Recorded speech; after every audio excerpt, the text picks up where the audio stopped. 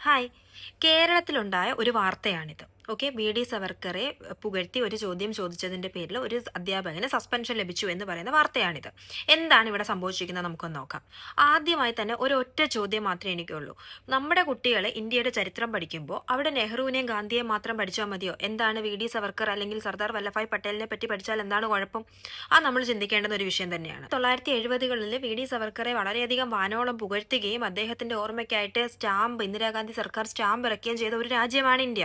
അവിടെയാണ് ഇന്ന് ഇങ്ങനെ സംഭവിച്ചിരിക്കുന്നത്. അപ്പൊ എന്തായിരിക്കും ശരിക്കുള്ള പ്രശ്നം? നമുക്കറിയാം 1980-ലാണ് BJP രൂപീകരിക്കപ്പെടുന്നത്. ഓക്കെ. ശേഷം 1990-കളിലാണ് BJP കൂടുതൽ ശക്തമാവുകയും ആശയങ്ങൾ കൂടുതൽ കാര്യമായിട്ട് പ്രചരിക്കുകയും ചെയ്തുകൊണ്ടിരുന്ന സമയം. BJPയുടെ ആശയവും വി.ഡി. സവർക്കർ തന്റെ ബുക്കായിട്ടുള്ള ഹിന്ദുത്വം എന്ന് പറയുന്ന ബുക്കിൽ പ്രചരിപ്പിച്ച ആശയവും ഏകദേശം ഒന്നായി പോകുന്നു എന്നുള്ള ഒരു ഒറ്റ കാരണത്താലാണ് ഒറ്റ നിമിഷം കൊണ്ട് വി.ഡി. സവർക്കർ എന്ന സ്വാതന്ത്ര്യ സമര സേനാനി ഒരു ബിട്രയർ ആയിട്ട് മാറുന്നത്. മറ്റൊരു ഇൻട്രസ്റ്റിംഗ് ഫാക്ട് എന്താന്ന് വെച്ചാൽ 1966-ലാണ് വി.ഡി. സവർക്കർ അന്തരിക്കുന്നത്. ഓക്കെ. ശേഷം കുറച്ചധികം വർഷങ്ങൾക്ക് ശേഷം 1980-ലാണ് BJP എന്ന് പറയുന്ന ഒരു പ്രസ്ഥാനം ഉണ്ടാവുന്നത് തന്നെ.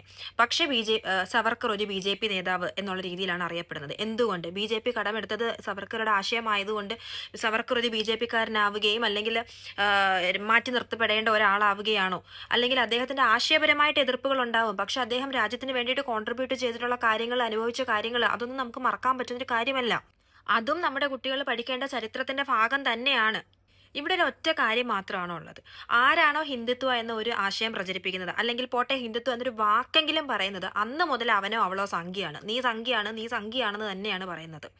ആ ഒരു ഒറ്റ കാരണം കൊണ്ടാണ് 1970-കളിൽ സ്റ്റാമ്പ് ഇറക്കി ആദരിച്ച കോൺഗ്രസ് എന്ന പ്രസ്ഥാനം ഇന്ന് വി.ഡി. സവർക്കറെ തള്ളിപ്പറയുന്നത്. ഇവിടെ നമുക്ക് ശരിക്കും ഒന്ന് ആലോചിച്ചാൽ മനസ്സിലാക്കാൻ പറ്റുന്ന ഒരു സിമ്പിൾ കാര്യമാണ്. ശരിക്കും പറഞ്ഞാൽ വി.ഡി. സവർക്കർ എന്ന വ്യക്തിയോടല്ല എതിർപ്പ്, അദ്ദേഹത്തിന്റെ ആശയത്തോടാണ് എതിർപ്പ്. അദ്ദേഹത്തിന്റെ ആശയം എന്ന് വെച്ചാൽ ഹിന്ദുത്വ എന്ന ആശയത്തോടാണ് എതിർപ്പ്. അങ്ങനെയാണെങ്കിൽ ഒരു മതത്തിന്റെ പേരിൽ ഒരു രാഷ്ട്രീയ പാർട്ടി തന്നെ രൂപീകരിച്ച് പ്രവർത്തിച്ചു പോകുന്ന ഒരു നാടാണ് നമ്മുടേത്.